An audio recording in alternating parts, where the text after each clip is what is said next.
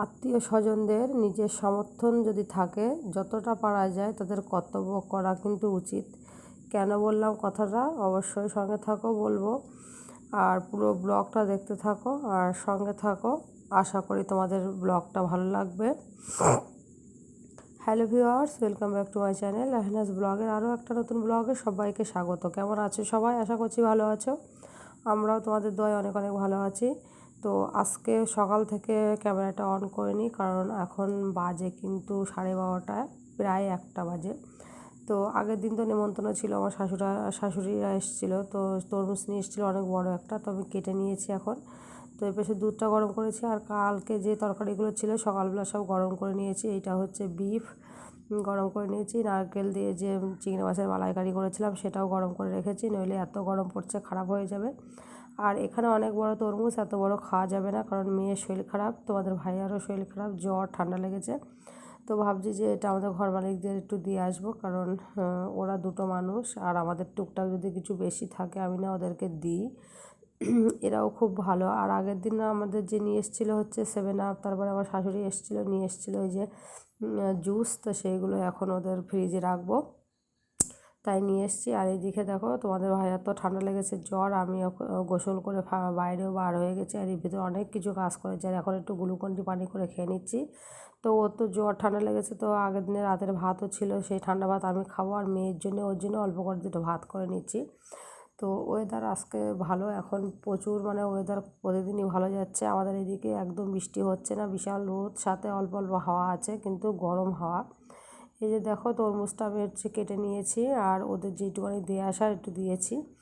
আর এই পাশে জামাকাপড় কাচা হয়ে গেছে, ঘর ঝাড় দিয়ে মুছা টুছে সব কমপ্লিট হয়ে গেছে, গোসল করা হয়ে গেছে, মেয়ের গোসল করে দিয়েছি। আর সব সকাল থেকে যা যা কাজ ছিল সবগুলো করে তাই একেবারে আমি হচ্ছে আর ওই যে বাড়িটার সামনে দেখতে পাচ্ছ আমার এখানে না অনেকগুলো দুধ নিই, সেই দুধের মানে কোটো জমে গিয়েছিলো, সেগুলো ওদের বাড়িতে আবার দিয়ে আসলাম। তো এই যে ভাতটাও আবার দেখছি, সাথে তো সকালবেলা অনেক কাজ ছিল, শুধু রান্না বান্না আর ওই যে ঘর মোছা জামাকাপড় কাচা কিন্তু কাজ না, মেয়েদের আরও টুকটাক অনেক কাজ থাকে। তো কাজ বাজ করে নিয়ে মেয়েকে গোসল করে আমি নিজে গোসল করে ভাত রান্না করে এই যে ভাতটা বেড়ে নিয়েছি দেখতে পাচ্ছ।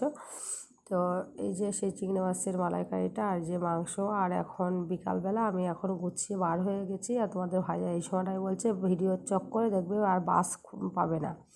তো তখন টাইম ছিল, এমনি ইয়ার্কি করে বলছিল, যাই হোক। তো বাসে উঠে গেছি, আসার সাথে সাথে প্রায় 5-7 মিনিট মানে দাঁড়িয়েছিলাম, বাস পেয়েছি, চলে এসেছি দোকানে। যে কথাটা বলছিলাম, আমার ভিডিও যদি ভালো লেগে থাকে অবশ্যই আমার চ্যানেলকে সাবস্ক্রাইব করে নেবে, ফেসবুক পেজ থেকে দেখে থাকলে পেজটাকে সবাই ফলো দিয়ে পাশে থাকবে, লাইক দিতে ভুলো না অবশ্যই, তোমাদের মূল্যবান মতামত অবশ্যই কমেন্টে জানাবে।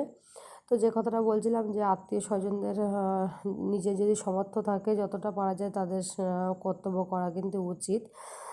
আমার জায়ের মা এসছে, বেশ মাস দেড়েক মতো হয়ে গেল। তো তার জন্যে হচ্ছে চলে যাবে উনি, তো দেশে চলে যাবে কলকাতায়। তো ভাবলাম কিছু তো দেওয়ার দরকার, তো নিতে এসেছিলাম একটা শাড়ি, তো সেটাই তোমাদের সাথে শেয়ার করব। আর এইটা হচ্ছে আমার আংটি, অনেক দিন ধরে কালার করতে দিয়েছিলাম, তো নিয়ে আসলাম। আর এটা আমার মায়ের জন্য নিয়েছি হার, আর দুটো আংটি নিয়েছি ছোটো ছোটো, আমার বোনের জন্য একটা, আমার জন্য একটা। তো নিয়েছিলাম একটা দোকান থেকে, সেখান থেকে কালার করতে দিয়ে আবার আজকে নিয়ে এসেছি। আনার কথা ছিল অনেক দিন আগে, তো রোজা টোজা গেল, ঈদ গেল, তাই আমি যাওয়া হয়নি, রোজা মুখে বাইরে বের হওয়া খুবই কষ্ট এই গরমে। তো এখন ঈদ টিদ হয়ে গেছে, আর এখন গিয়েছিলাম একটা দরকারে, তো ভাবলাম যে নিয়ে আসি। তো আমার আংটিটা হাতে পরে নিয়েছি, দেখো কেমন হয়েছে জানাবে অবশ্যই কমেন্টে। তো এই যে সে মানে এটা তোমার শাড়িটা নিয়েছি। আর এখানে কী বলো তো, শাড়ি হচ্ছে এখানকার সিল্ক মানে সাউথ ইন্ডিয়ান সিল্ক বলো, খুব একটা আমার পছন্দ হয় না, বা অনেকেই আমাদের দেশের লোকেরা পরতে চায় না। বেশি দামের যেসব শাড়িগুলো তবু ভালো, কিন্তু একটু কম দামে যেগুলো আমাদের দেশে, এই যে শাড়িটা যা দাম নিয়েছে এই দামে আমাদের দেশে ভালো দুটো তাঁতের শাড়ি হয়ে যাবে, আর দেখতেও কিন্তু অনেক ভালো লাগবে। তো অনেকগুলো দেখলাম, দেখতে দেখতে হচ্ছে এই শাড়িটা আমার একটু পছন্দ হয়েছে।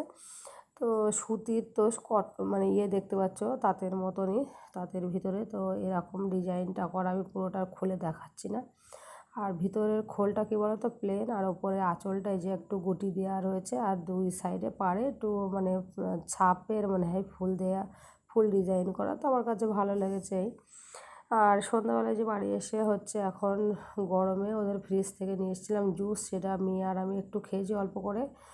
আর তরমুজ ছিল, তরমুজটাও একটু জুস করে নিয়েছি, নিয়ে ঠান্ডা হালকাও ঠান্ডা পানি দিয়েছি। আর তোমাদের ভাইয়ার সঙ্গে আমরা কিন্তু গিয়েছিলাম, তোমাদের ভাইয়া গিয়েছিলো টাউনে বাজার করতে। রবিবারে বাজার খুব একটা হয়নি, তো এই যে বাজার নিয়ে এসে বেগুন, ভেন্ডি, তারপরে হচ্ছে রয়েছে তোমাদের কী বলে চাল কুমড়ো রয়েছে, বরবটি রয়েছে, আর খুলে দেখালাম না। তো আবার আসার সময় একসঙ্গে ও যে বাসে উঠেছিল ফোন করেছিল সেই বাসেই বাড়ি চলে এসেছি আমরা।